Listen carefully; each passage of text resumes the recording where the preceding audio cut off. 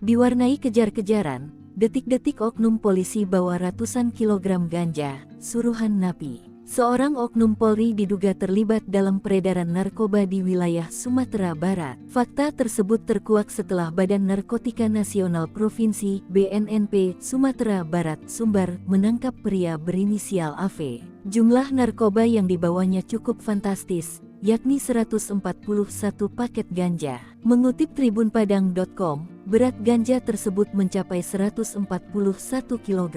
Kabid Pemberantasan BNNP Sumbar, AKBP Ikhlas, membenarkan penangkapan tersebut. Ia menuturkan, terduga pelaku ialah AV. Ia merupakan oknum kepolisian dari Polres Padang Panjang yang bertugas di Polsek Batipuh. Saat penangkapan, anggota BNNP Sumbar dibikin sibuk. Ikhlas mengatakan, terduga pelaku AV membawa 141 paket ganja dari Mandailing, Natal, Sumatera Utara. AP ditangkap pada Senin tanggal 29 April tahun 2024 sekira pukul 6 waktu Indonesia Barat pagi di daerah Lubuk Sikaping, Kabupaten Pasaman. Sempat terjadi kejar-kejaran. Akhirnya petugas dari BNNP Sumbar dibantu BNN Kabupaten berhasil mencegat pelaku yang mengendarai mobil. Barang bukti ganja ditemukan dalam karung. Fakta pelaku adalah oknum polisi didapat setelah diinterogasi penyidik. Dia oknum anggota Polri dari Polres Padang Panjang dinas di Polsek Batipuh, kata Ikhlas ditemui di kantornya, Selasa tanggal 30